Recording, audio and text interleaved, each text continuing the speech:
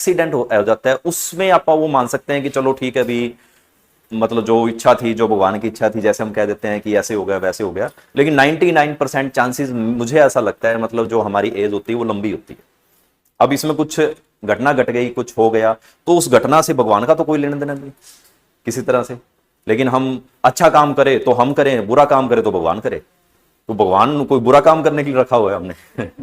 एक सोचने वाली बात है। बड़ी बहुत सारे ऐसे इंसिडेंट्स हो जाते हैं, भगवान ने मेरे साथ ऐसे कर दिया, भगवान तेरे आगे पीछे घूम रहा था तेरे साथ कुछ गलत करने के लिए। ये तो अपनी श्रद्धा है, मतलब किसके साथ क्या हो जाता है, कब हो जाता है, कैसे हो जाता है, देखो वो सिर्फ और सिर्फ वो क्राइटेरिया क्या है, उस सिचुएशंस क्या है, वो एक्सीडेंट क्या है, इंसिडेंट क्या है, वो सिर्फ और सिर्फ वहां के क्राइटेरिया है।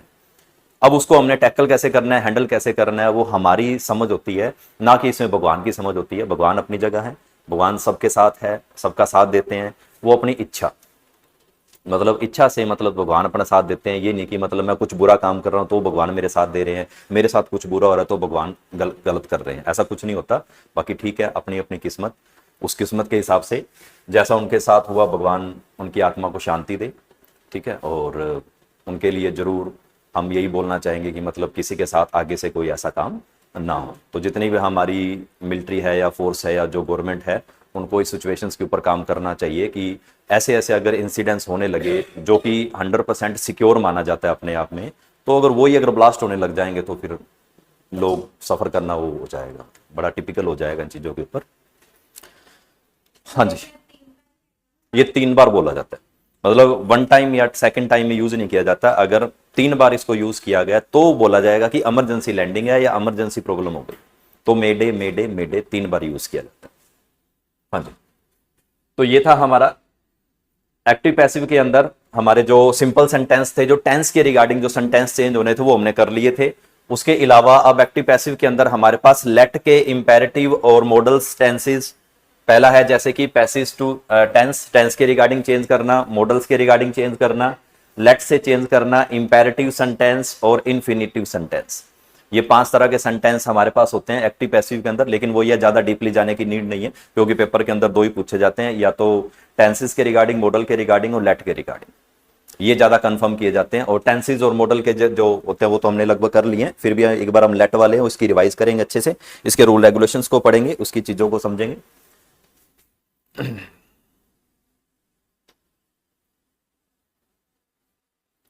ये कुछ एग्जाम्पल है हमारे पास।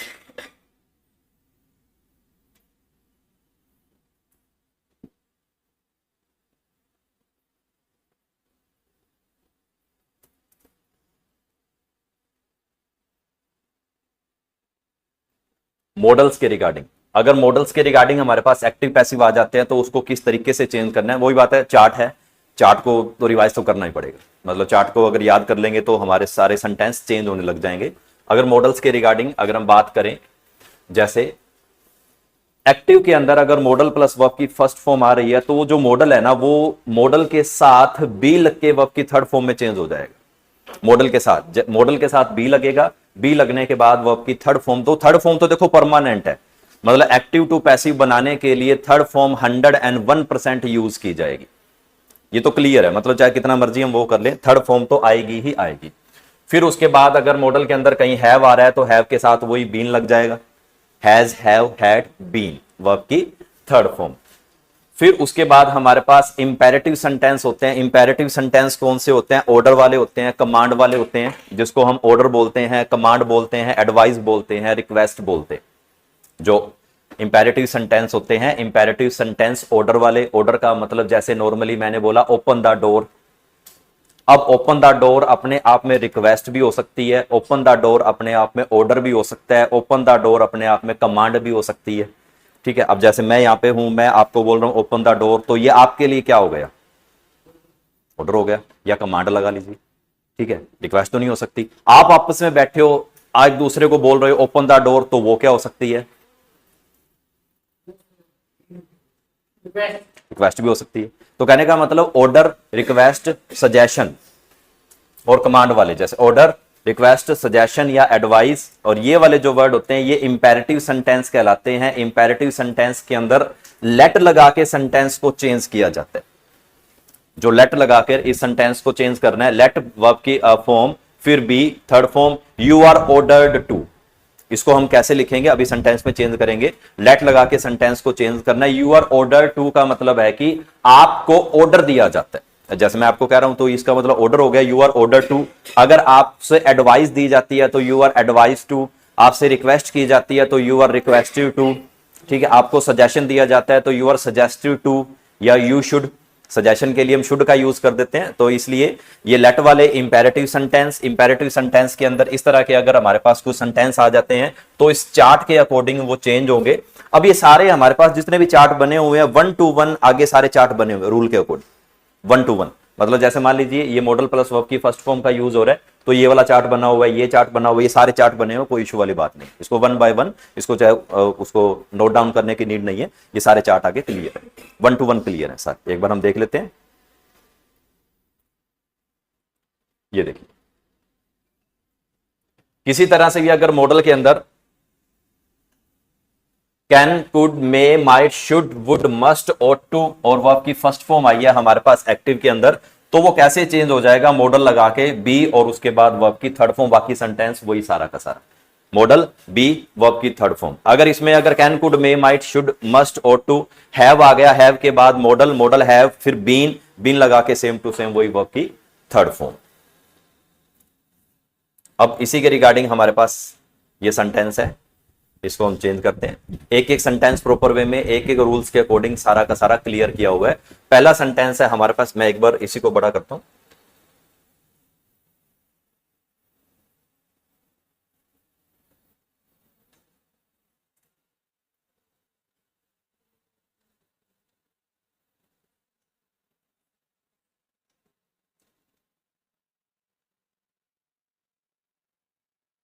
हाँ जी, उसे यह कार्य करना चाहिए, हिंदी भी बनी हुई है, हिंदी के साथ इंग्लिश भी बनी हुई है। तो ये 1 2 3 सेंटेंस हम चेंज करने की कोशिश करते हैं। इसके आंसर यहां पे दिए हुए, इसको छोटा करके आंसर देखेंगे। तो सबसे पहले उसे यह कार्य करना चाहिए, ये सेंटेंस है हमारे पास। He should do this work, how to change,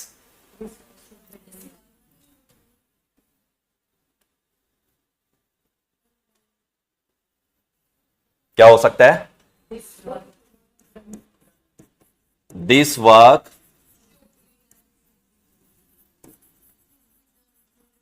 should be done by,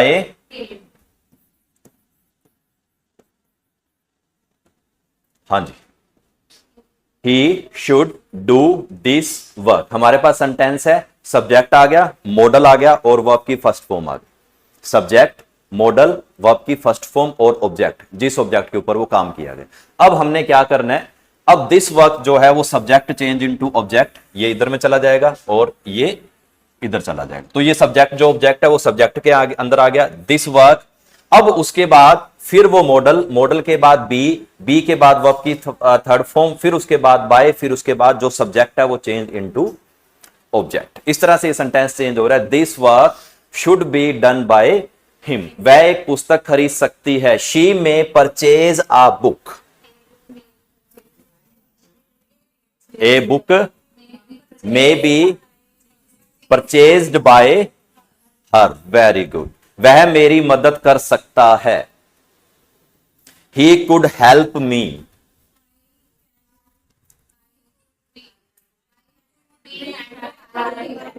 very good. I could be help by him. तो इसका आंसर देख लेते हैं हम एक बार।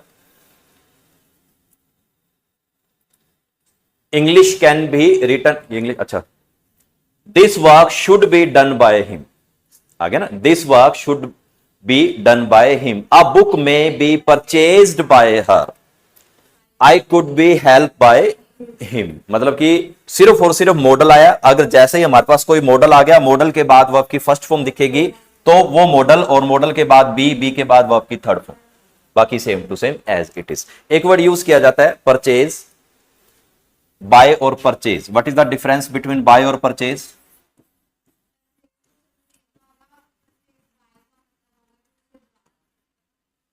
बाय उसके द्वारा और परचेज सीधा परचेज करना। एक सीधा जाके परचेज करना, एक इधर से जाके परचेज करना। हाँ जी, बाय और परचेज दोनों का मतलब खरीदना ही होता है।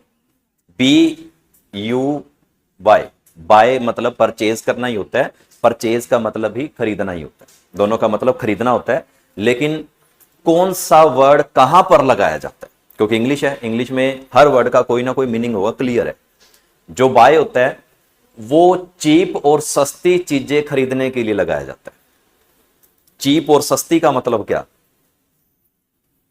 चीप का मतलब सस्ता, सस्ती टिकाऊ, जैसे आप वो बोलते हैं कि कोई सस्ती और टिकाऊ चीज खरीदने के लिए वहां पर हम बाय का यूज करेंगे। जैसे कि pen, pencil, eraser, sharpener, notebook, छोटी मोटी सोप, 500, 200, 300, 1000 रुपए वाली जो चीज होगी उसके लिए आप बाय का यूज कर सकते हो। वैसे तो देखो दोनों गलत नहीं है, परचेज भी लगाइए, बाय भी लगाइए, लेकिन मोस्ट ऑफ इस वर्ड को पहचानने का सबसे तरीका ये होता है। जो बाय है वो चीप चीजों के लिए यूज किया जाएगा, चीप थिंग्स के लिए, और जो परचेज होता है वो लग्जीरियस आइटम के लिए यूज किया जाता है। लग्जीरियस आइटम, अभी लग्जीरियस आइटम कौन सी है?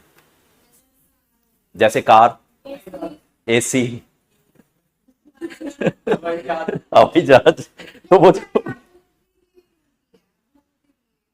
क्या चीज? हाँ वही बता रहा हूं, एक बार इसीलिए समझा रहा हूं मैं। परचेज और बाय दोनों अपने आप में आप दोनों भी यूज कर सकते हो, गलत नहीं होगा। लेकिन ज्यादातर जो परचेज का यूज किया जाता है वो लग्जीरियस आइटम के लिए यूज किया जाता है। जैसे मैंने बोला आई परचेज अ पोर्श, वहां पे उसने परचेज बोला, उसने बाय नहीं बोला। मतलब जब कोई लग्जीरियस आइटम हो जाएगी, अपने आप में अच्छी हो जाएगी, पैसे वाली हो जाएगी, वो अपने आप में परचेज में काउंट हो जाएगी। और जो सिंपल हो जाएगी 100, 200, 500, 1000 के लिए, वो बाय में काउंट हो जाएगी। अब बात आती है कि यहां पर उसने परचेज का यूज क्यों किया। अब कुछ चीजें ऐसी होती हैं जो हमारी नॉलेजेबल के अंदर यूज की जाती है। अब बुक जो है वो नॉलेजेबल के लिए है, इसलिए उसको हम लग्जीरियस में भी रख सकते हैं, सिंपल में भी रख सकते हैं। कुछ बुक्स हजारों रुपए की आती है, कुछ बुक्स लाखों रुपए की आती है। तो अब ये जो बुक का रेट डिसाइड कर रहा है वो कोई मतलब छोटी मोटी चीज तो नहीं हो सकती, हो सकता है इसने कोई हाई लेवल की बुक परचेज की, तो इसलिए उसने उसके लिए परचेज नोट कर लिया। तो मतलब लग्जीरियस आइटम के लिए परचेज और सिंपल आइटम के लिए बाय का यूज कर सकते हैं। तो इसलिए बाय और purchase. She may purchase a book may be purchased by her, he could help me, I could be help by him. कहीं भी मॉडल आ जाएगा तो मॉडल के बाद वही सेंटेंस कैसे चेंज होगा? बी लगा के वर्ब की third form by object, object जो भी होगा। अब मॉडल के साथ अगर हैव आ जाता है तो बीन लगा के वर्ब की थर्ड फॉर्म लगा के ऑब्जेक्ट हो जाएगा। सिंपल सिंपल हम कर लेते हैं। उसे वह काम करना चाहिए था, ही should have done this work, बना हुआ है, बाकी फिर भी आप एक बार देख लीजिए। ही should have done this work, model के साथ हैव आया, हैव के बाद 101% वर्ब की थर्ड फॉर्म मिलेगी, ये क्लियर है, ये याद रख लेना। हैज, हैव और हैड, अगर ये कहीं आ गया तो उसके बाद 101% वर्ब की थर्ड फॉर्म ही आएगी। अगर वर्ब की थर्ड फॉर्म नहीं आई तो इसका मतलब ये समझ लो कोई एरर है। हैज, हैव और हैड, इसके बाद वर्ब की थर्ड फॉर्म का यूज किया जाएगा। हैज और हैड मैंने तीनों एक्सप्लेन किए थे, लेकिन फिर भी एक बार दोबारा बता देता हूं। That work should be done by him, he should have done that work. That work की ऑब्जेक्ट जो है वो सब्जेक्ट के अंदर आ गया।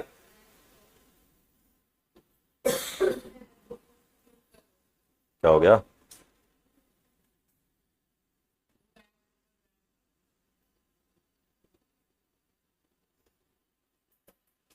हाँ जी, he should done, he should have done that work, that work की जगह यहां पर सब्जेक्ट की जगह ऑब्जेक्ट आ गया। और फिर उसके बाद शुड, शुड के बाद हैव के बाद बीन। ये जितने भी एक्टिव पैसिव से हम एक्टिव टू पैसिव बनाते हैं तो इसके अंदर दो चीजें हमेशा याद रखना। इज, एम, आर, वॉज, वर अगर कहीं आ गया तो उसके एक्टिव से पैसिव के अंदर बीन लगा के क्लियर हो जाएगा। हैज, हैव, हैड कहीं भी आ गया तो उसके बाद बीन लगा के सेंटेंस क्लियर हो जाएगा। सिर्फ आपने एक्टिव टू पैसिव के अंदर दो ही चीजें पहचाननी है। इज, एम, आर, वॉज, वर वाला सेंटेंस आ जाए तो उसके आंसर में बीइंग मिलेगा, BEING, वो उसका आंसर होगा। और हैज, हैव, हैड अगर आ जाए तो उसके आंसर में बीन मिलेगा। तो ये दो ही सेंटेंस आपसे पूछे जाएंगे, दोनों सेंटेंस की पहचान ये है। एक्टिव टू पैसिव याद करने का सबसे इजी पैटर्न, बाकी कुछ भी नहीं करना। बाकी सी ठीक है, वो एक रूल रेगुलेशन है, हमें उसको रीड आउट तो देखो करना ही पड़ेगा, पढ़ना पड़ेगा। अब उसके बाद लेट वाले सेंटेंस आते हैं जिसको हम इंपेरेटिव सेंटेंस बोलते हैं, ऑर्डर वाले या कमांड वाले या सजेशन वाले, एडवाइस वाले। जो इस तरह के सेंटेंस होते हैं इंपेरेटिव सेंटेंस, या तो ऑर्डर बोल दी जा सकती है, कमांड बोली जा सकती है। इसको जो पैसिव के अंदर चेंज करेंगे तो open the window, open the window क्या है, ऑर्डर भी हो सकती है, सजेशन भी हो सकती है, कमांड भी हो सकती है। अब open the window, open the window अगर इस तरह का सेंटेंस आता है तो हमें उसको चेंज कैसे करना है? सबसे पहले लेट लगाना है, लेट लगाने के बाद ऑब्जेक्ट लगाना है, ऑब्जेक्ट लगाने के बाद नोट, अगर नेगेटिव सेंटेंस है तो नोट लग जाएगा, फिर उसके बाद बी, फिर उसके बाद वर्ब की थर्ड फॉर्म। ये हमारा इसका फॉर्मूला है। जैसे किसने बोला open the window, let the window be open, let लगाया, फिर उसके बाद ऑब्जेक्ट, फिर उसके बाद बी, फिर उसके बाद वर्ब की थर्ड फॉर्म। लेट लगाया, ऑब्जेक्ट, बी, वर्ब की थर्ड फॉर्म। और वर्ब की थर्ड फॉर्म तो क्लियर है, वो तो रहेगी। मतलब जैसे हम एक्टिव से पैसिव में जाएंगे, कोई भी सेंटेंस आ जाए, वो एक्टिव से पैसिव बनाते टाइम थर्ड फॉर्म का यूज तो क्लियर है, वो होगा ही होगा। Late the window be open, फिर उसके बाद है नोट लगाना है तो नोट लग जाएगा, late the window note be open, अगर नोट वाला सेंटेंस आ जाता। डोंट ओपन द विंडो मतलब कि विंडो मत खोलो। तो ये विंडो मत खोलो, ये क्या चीज हो सकती है? ऑर्डर हो सकता है कि कमांड हो सकते हैं? ऑर्डर भी है, कमांड भी है, मतलब अकॉर्डिंग टू सिचुएशन, किस इंसान अपनी सिचुएशन कैसी है, हम किसके साथ बात कर रहे हैं। Don't open the window, let the window not be open. अब इसके अंदर डू कहां गया?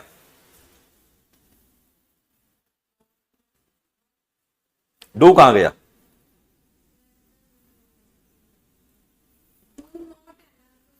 हाँ जी, डोंट है, डू नॉट या डोंट। नोट का तो यूज हमने कर लिया, डू कहां गया? हेल्पिंग वर्ब है, तो हेल्पिंग वर्ब ऑटोमेटिकली किसके अंदर यूज हो गई है? बी हमारे पास लगा हुआ है, बी जो है वो एज ए हेल्पिंग वर्ब में यूज हो रही। और डू, और जो डू हो गया, डिड और डू हो गया और डज हो गया, तो जब हम इसको पैसिव में लेकर आते हैं तो डू डज का यूज नहीं करते, उसकी जगह इज एम आर या वोज वर का यूज हो जाता है, तो उसकी जगह बी लग चुका है। पनिश हर, ये क्या है? उसे सजा दो, कमांड, ऑर्डर। ठीक है, तो सेंटेंस को इस तरीके से पहचानना है, कमांड और ऑर्डर वाले सेंटेंस आ जाएं तो लेट लगा के उस सेंटेंस को इस तरीके से क्लियर करना है। लेट ऑब्जेक्ट बी वर्ब की third form, let her be punished, उसको सजा दो यानी कि पनिशमेंट मिले। नोट वाले हो गए?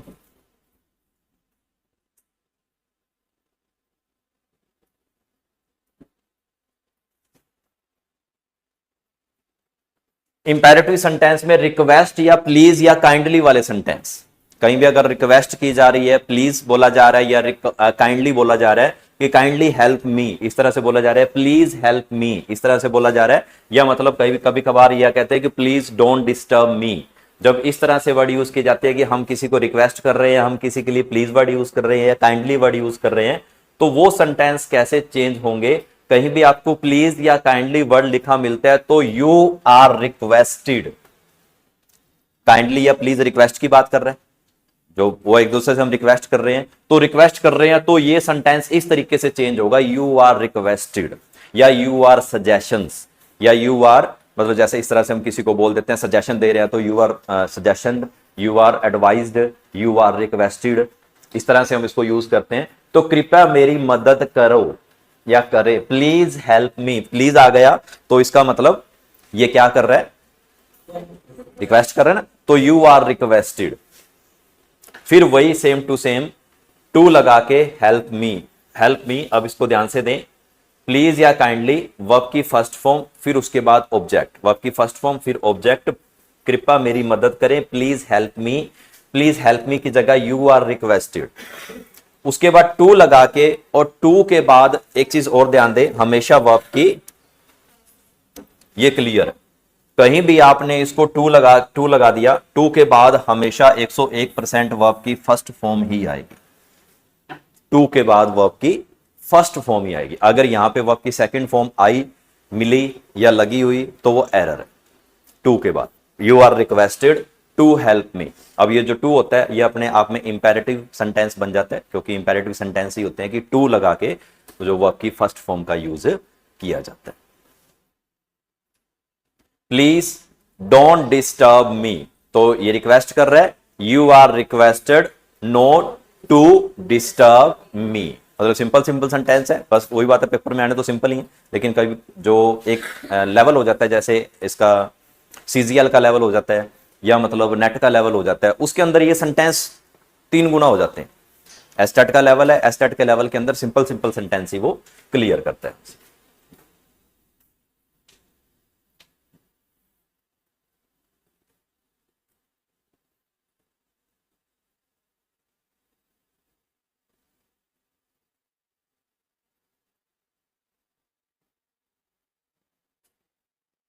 ये वैसे मैं पीडीएफ आपको ग्रुप में दे दूंगा, लेकिन इसको नीड कर, रिवाइज करने की नीड नहीं है।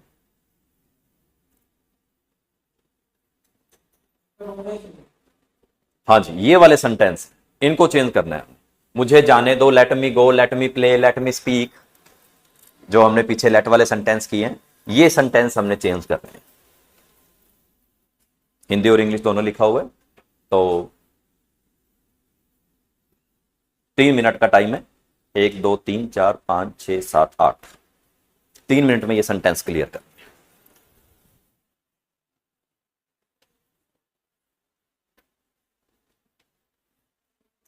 मुझे जाने दो, लेट मी गो, मुझे खेलने दो, लेट मी प्ले, मुझे बोलने दो, लेट मी स्पीक, मुझे खाने दो, मुझे गाने दो, लेट मी सिंग, मुझे आने दो, लेट मी कम, मुझे कोशिश करने दो, लेट ट्राई, हमें बैठने दो, लेट सिट अस, हमें नाचने दो, लेट डांस अस।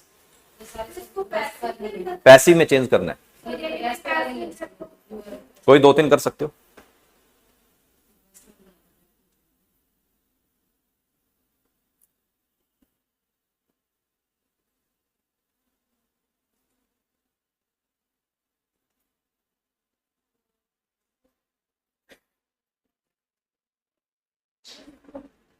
लेट मी गो, मुझे जाने दो।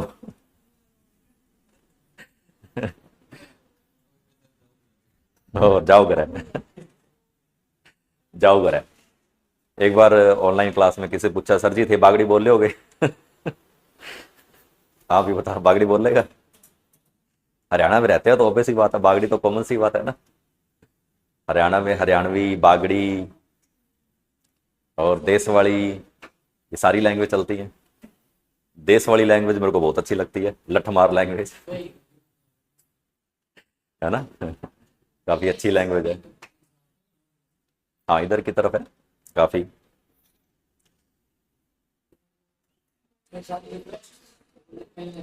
कैसे, मतलब किस तरह से रिक्वेस्ट, किस तरह से?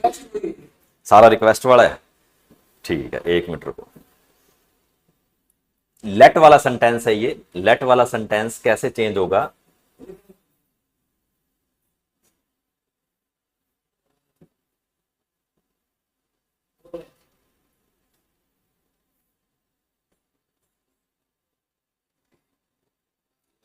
ये रहा, ये लेट वाला सेंटेंस है। इसको क्या बोलते हैं? जब इस तरह के लेट वाले सेंटेंस आते हैं तो वर्ड के आगे एक्टिव के अंदर लेट लिखा होगा, तो पैसिव में कैसे चेंज हो रहा है? अब एक्टिव के अंदर लेट लिखा हुआ है तो उसको पैसिव में कैसे चेंज करना है? लेट की जगह लेट ही आ जाएगा। उसे फुटबॉल खेलने दो, let him play football, let him play football. और ये इसका आंसर है, let football be played by him, let football be played by him. जो लेट वाला सेंटेंस अगर कहीं लिखा आ जाता है तो वो लेट से ही चेंज हो रहा है। वही बी वर्ब की third form, object by object, जब लेट वाला सेंटेंस आ जाता है। ये बोला लेट वाला सेंटेंस आ जाएगा तो मतलब सेकंड, IND सेकंड, जैसे वो लोग डायरेक्ट या इनडायरेक्ट इस तरह से कुछ बोलते हैं, वो चीज है। Object, let object. अब इसमें ऑब्जेक्ट कौन सा है? वही जो सब्जेक्ट चेंज इनटू ऑब्जेक्ट के अंदर आ गया। फिर उसके बाद वर्ब की फर्स्ट फॉर्म, अगर इसमें वर्ब की फर्स्ट फॉर्म आई हो, subject change into object. Let football be played by him, ये लेट वाले सेंटेंस है। क्योंकि एक तो लेट वाला, एक इंपेरेटिव सेंटेंस, कमांड सजेशन वाला सेंटेंस, और एक मॉडल वाला, और एक टेंस वाला। ये 4 ही सेंटेंस पेपर के अंदर कंफर्म किए जाते हैं। ज्यादातर जो कंफर्म किए जाते हैं वो लेट वाले ही आते हैं। या तो लेट से लगाकर पूछ लेगा, या यू आर रिक्वेस्टेड टू, या यू आर ऑर्डर टू। इस तरह के सेंटेंस पेपर, उसमें लेट नहीं आएगा। ये वाला, ये रहा लेट मी गो, जैसे ही बोला let let him play football, उसे खेलने दो, लेट मी गो।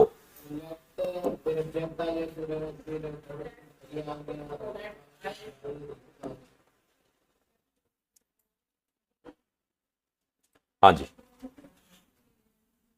अब लेट की जगह लेट आ गया, फिर उसके बाद लेट मी गो, गो गो गो क्या है, गो वर्ब की फर्स्ट फॉर्म है, और कैस किस में चली जाएगी, थर्ड में चली जाएगी। लेकिन थर्ड फॉर्म आएगी कहां की, इसमें ऑब्जेक्ट तो है ही नहीं, इसमें ऑब्जेक्ट तो है ही नहीं। लेट मी गो, अब लेट मी गो है वो तो वर्ब है, लेकिन इसमें ऑब्जेक्ट कहां है। अगर जब इस तरह का ऑब्जेक्ट नहीं होता, ऑब्जेक्ट नहीं बनाया जाता, तो ऑब्वियस ही बात है वो बात तो किसी ना किसी पर्सन की कर रहा है, मुझे जाने दो, तो मुझे जाने दो तो वो मेरी बात कर रहा है, अब मेरी बात कर रहा है तो आई की जगह मी। अब वही सेम टू सेम वही बात कर रहा है, लेट मी गो, लेट मी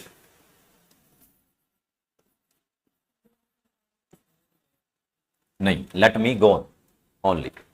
इसमें कोई सब्जेक्ट और ऑब्जेक्ट है नहीं ना किसी तरह से, ठीक है। जब सब्जेक्ट या ऑब्जेक्ट नहीं है तो लेट लगा के आपको इस सेंटेंस को सेम टू सेम वही चीज मेंशन कर सकते हो, जैसे कि लेट मी गो, मुझे जाने दो, लेट मी गोन, मुझे उसके द्वारा जाने दिया, लेट मी गोन क्योंकि मुझे उसके द्वारा जाने दिया, उसने मुझे परमिशन दे दी। अब जैसे एक सेंटेंस, अगला सेंटेंस क्या था, हाँ late me play, let me play, अगर ऑब्जेक्ट नहीं है तो वो सेम टू सेम वही चीज, ठीक है।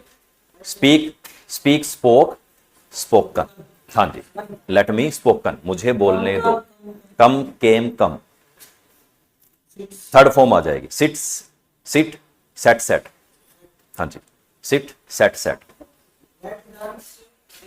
लेट मी डांस,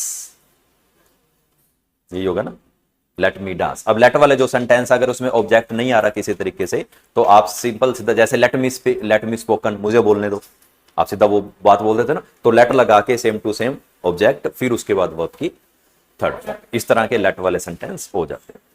और अगर बाय चांस इसमें से कुछ आ जाए तो ये इस तरह से चेंज होता है। ये थे लेट वाले सेंटेंस।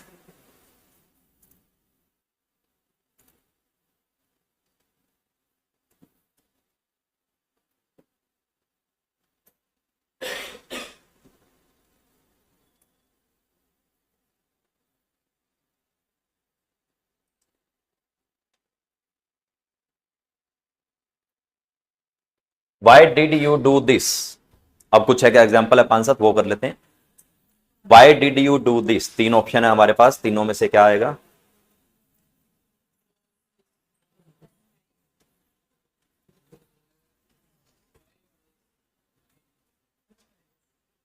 WH फैमिली वाले Y है, उसकी जगह वही का Y की जगह Y आएगा। फिर उसके बाद वर्ब की सेकंड फॉर्म है, तो वर्ब की सेकंड फॉर्म किस में चेंज हो जाती है, वोज वर्ब में चेंज हो जाती है। तो अब इसमें हम ये देखेंगे कि वोज वर्ब किसके अंदर आ रहा है, वोज आ रहा है सब्जेक्ट, ऑब्जेक्ट और डू वर्ब की फर्स्ट फॉर्म है, तो चेंज इनटू वर्ब की थर्ड फॉर्म। तो इज तो आएगा नहीं, इसका मतलब वोज वर्ब की बात कर रहा है, इज है तो ये नहीं आएंगे। बाकी क्या बचा, कौन सा वाला, तो जैसा एक्टिव वैसा पैसिव इंटरोगेटिव है। वाई आ रहा है ना हमारे पास, वाई जैसा एक्टिव वैसा पैसिव, अगर एक्टिव के अंदर वाई पूछा पुट किया गया तो वाई ही आएगा इसका मतलब, जैसा एक्टिव वैसा पैसिव। अगर इज एमआर ऑब्जेक्ट में वो जो पहले पूछा जा रहा है तो इज एमआर के हिसाब से आएगा। मतलब एक सिंगल इंटेरोगेटिव होता है, एक डबल इंटेरोगेटिव होता है, दो तरह के। एक बार जो डबल इंटेरोगेटिव होता है वो WH फैमिली होती है, और जो सिंगल इंटेरोगेटिव होता है वो इज एमआर यानी कि हेल्पिंग वर्ब से कंफर्म किया जाता है। हेल्पिंग वर्ब का जो आंसर होता है वो आप यस या नो में देते हो, और WH फैमिली का आंसर होता है वो आप डिस्क्रिप्शन में देते हो। डिस्क्रिप्शन का मतलब कि एक्सप्लेन करके, जैसे कि आर यू गोइंग, यस या नो। जब आपसे हेल्पिंग वर्ब से क्वेश्चन पुट किया जा रहा है तो वो सिंगल इंटेरोगेटिव कहलाता है। सिंगल इंटेरोगेटिव का आंसर हम यस या नो में देते हैं। जब आपसे WH फैमिली वाला क्वेश्चन पुट किया जाता है तो वो डबल इंटेरोगेटिव कहलाता है, और डबल इंटेरोगेटिव का जो आंसर देते हैं वो डिस्क्रिप्शन में देते हैं, एक्सप्लेन में देते हैं। अगर इसमें अब ये पुट किया गया, WH फैमिली वाला पुट किया गया, why did you do this, तुमने ये क्यों किया, हमारे पास WH फैमिली वाला यूज हो रहा है, तो WH फैमिली का मतलब कि जैसा एक्टिव वैसा पैसिव, ये चीज हमेशा एक सेंटेंस में याद रखनी ही रखनी होगी, जैसा एक्टिव वैसा ही पैसिव, यानी कि एक्टिव के अंदर क्वेश्चन मार्क आया है तो पैसिव के अंदर 101% क्वेश्चन मार्क आएगा। बस ये देखना कि मतलब वो रूल कैसा क्या काम कर रहा है। रूल का मतलब कि इज आ रहा है तो इसका मतलब ये सेंटेंस गलत हो गया। हमने क्या देखना, डिड आया हुआ वर्ब की सेकंड फॉर्म आई हुई है तो इसका मतलब वॉज वर फाइंड करना, तो वॉज वर इसके अंदर है।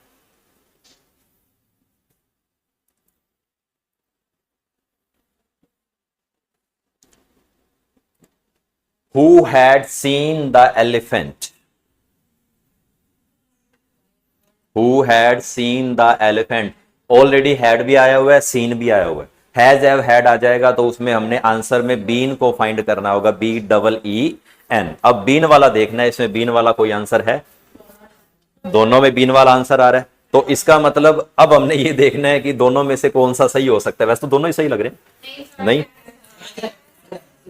कौन से वाला, हैड वाला, वेरी गुड। हु जो होता है वो बाय हुम में चेंज हो जाता है, who change into by whom, has have had आ गया तो हैड, एलिफेंट बीन सीन, इसका आंसर क्या होगा, तीसरे वाला, थर्ड वाला आंसर है। पहले वाले में क्या वॉज लिखा हुआ है और बीइंग लिखा हुआ है तो इसका मतलब वो आंसर नहीं है। सेकंड वाले में हैज लिखा हुआ है तो वो आंसर नहीं है, हैड है तो हैड की जगह हैड फाइंड करेंगे और उसके बाद बीन फाइंड करेंगे। Answer is clear. ये इसके रीजंस लिखे हुए नीचे येलो के अंदर। Who will guide you, who change into by हुम, who will guide you, first है, कैसे, विल बी, पक्का, हाँ जी, हाँ जी, आपको समझ आ रहा है। लास्ट आज फर्स्ट डे है, क्या कह रहे हैं, अच्छा अच्छा ठीक है। Who will guide you, will आ गया तो विल के बाद हमने क्या देखना है, बी देखना है। बी देखते ही आंसर क्लियर हो जाएगा। बी किसी के अंदर आ रहा है, ये रहा, विल बी, आंसर इज 1।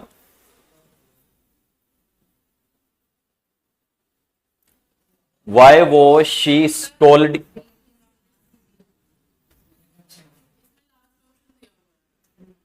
कौन से वाला,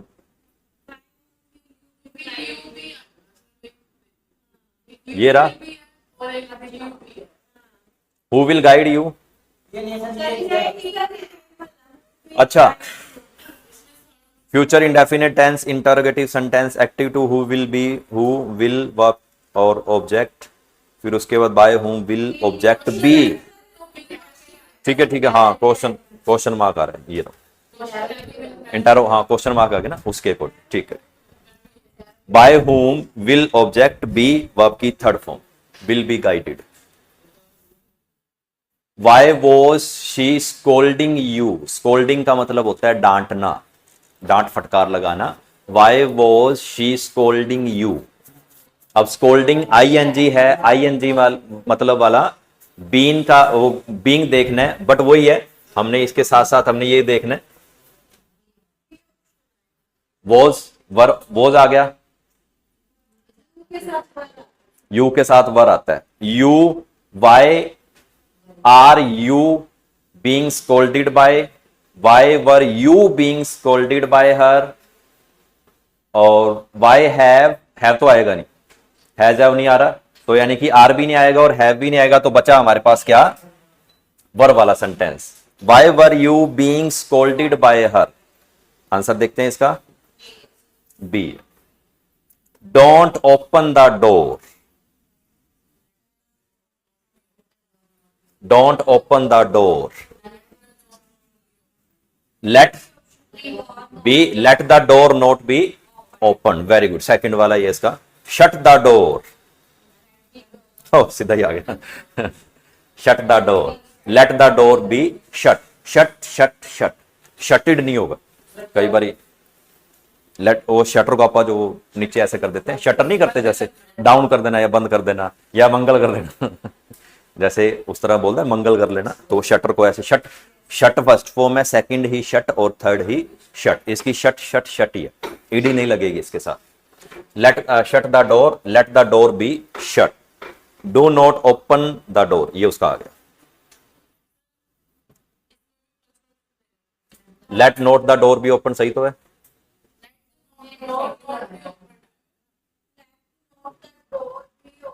एक मिनट,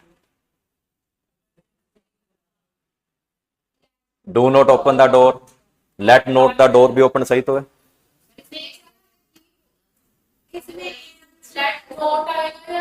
नहीं नहीं, ये वाला आएगा, फर्स्ट ही है इसका, फर्स्ट ही तो बोला मैंने, ये रहा। एक मिनट, ये रहा, let not the door be open.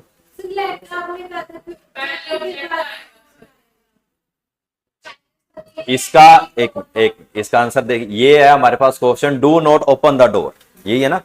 और इसका जो आंसर हमारे पास श्योर है, let not the door be open.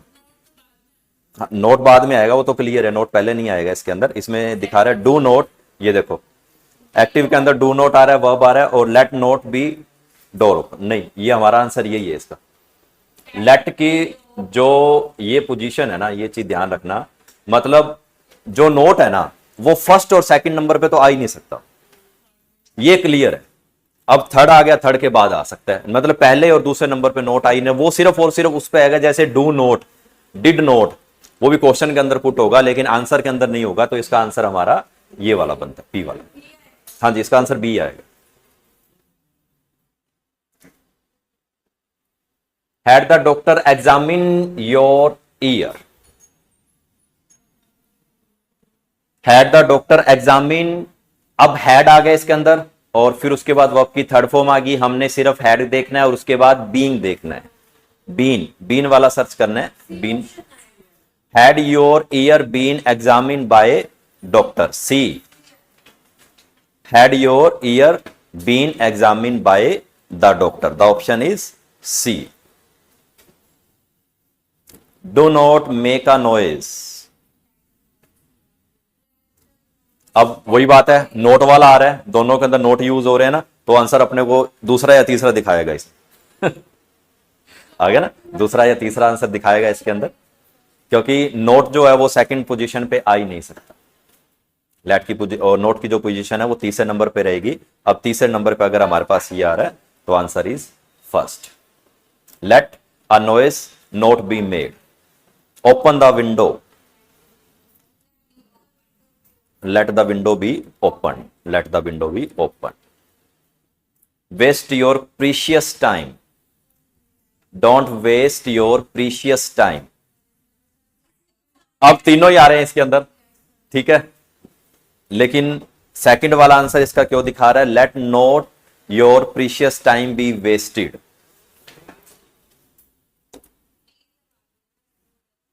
नहीं,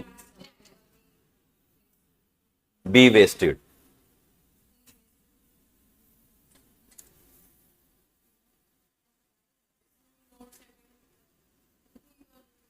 let, do not, question mark भी नहीं है, let, do not waste your precious time, let not your precious time be wasted. ये चेक करेंगे एक बार, ये कंफर्म करेंगे। सेकंड आ रहा है वैसे इसका आंसर, ये एक बार नोट कर लो, do not waste your precious time, इसको हम चेक करेंगे पूरा, do not waste your precious time. हाँ जी, तो ये लेट वाले अपने कंप्लीट होते हैं, कल नया टॉपिक शुरू करेंगे। ये पीडीएफ आपको मिल जाएगा, इस सेंटेंस को हम सर्च करेंगे अभी।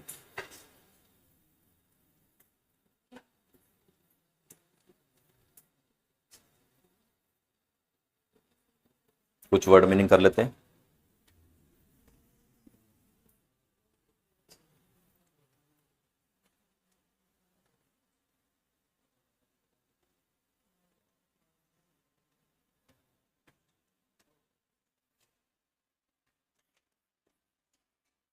टूर, ट्रिप, ट्रेवल,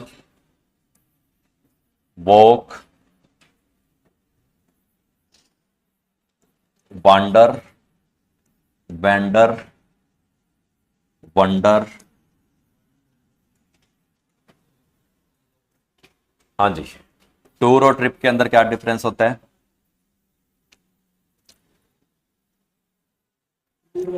टूर और ट्रिप के अंदर क्या डिफरेंस होता है? टूर भी यूज करते हैं, ट्रिप भी यूज करते हैं। टूर एक दिन का ये भी सही है, टूर एक दिन का और ट्रिप कई दिन होगी टूर जो होता है वो एक फिक्स डेस्टिनेशन होता है, मतलब जैसे स्कूल वाले अपने को बोल देते थे ना, आज आपका टूर लेके जाएंगे एक दिन के लिए, एक जगह से दूसरी फिक्स डेस्टिनेशन पर आप जाते हो, वो टूर कहलाता है। और जो ट्रिप होती है वो फिक्स नहीं होती, वो कई दिन भी चल सकती है, 2 दिन 4 दिन 5 दिन, जैसे चंडीगढ़ गए, चंडीगढ़ से शिमला चले गए, शिमला से आगे चले गए, आगे से आगे चले गए। हाँ, वो ट्रिप जो होती है वो फिक्स नहीं कहलाएगी। और जो टूर होता है, इसकी एक्चुअल प्रोनाउंसिएशन होती है टूर, TOUR, टूर नहीं बोलते, टूर, टूर इसकी हाँ जी एक्चुअल प्रोनाउंसिएशन होती है। ट्रैवल,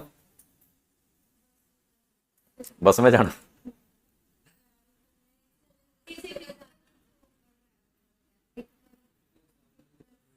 नहीं होता तो वो ट्रैवल ही है, चाहे आप ट्रेन से जाओ, बस से जाओ, गाड़ी से जाओ, ट्रैवल ही कहलाएगा।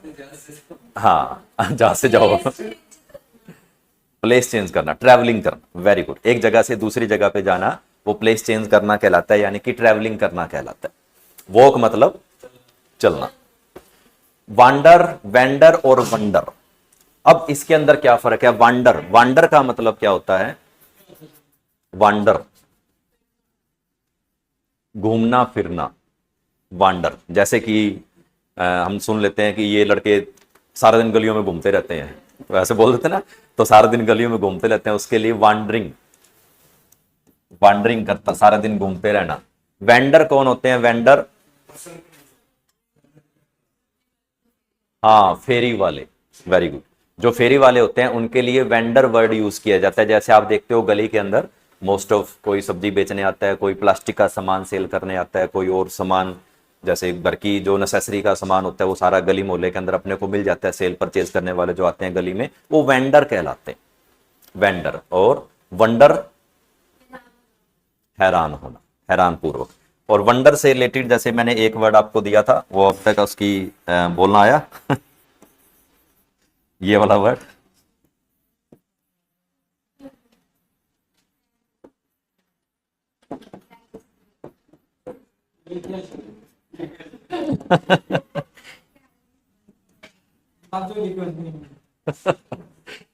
SUPERCALIFLAGSPIALIDOCIOUS। हाँ जी,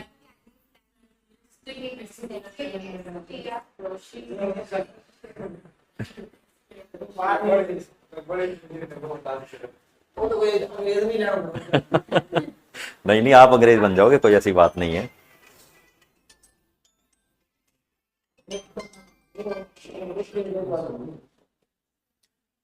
हाँ जी, क्या बोलते हैं इसको? ट्राई करो, जो बच्चा इस वर्ड को बोलेगा स्टूडेंट ऑफ द डे कहलाएगा।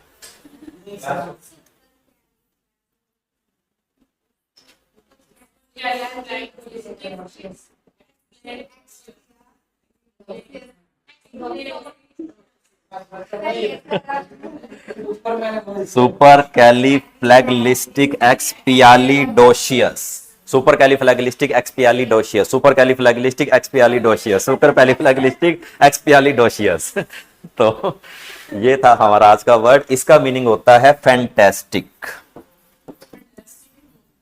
हाँ फैंटास्टिक ही बोल।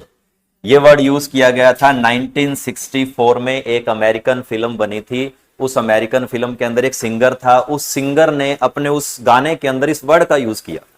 और इस वर्ड का मीनिंग होता है जो बात शब्दों से परे हो। शब्दों से परे का मतलब कि आपको बात अच्छी लगी लेकिन आप सुपर या फैंटास्टिक नहीं बोलना चाहते, उसकी जगह ये वर्ड बोल सकते हो, सुपर कैलिफ्लैगिस्टिक एक्सपियालिडोशियस ठीक है।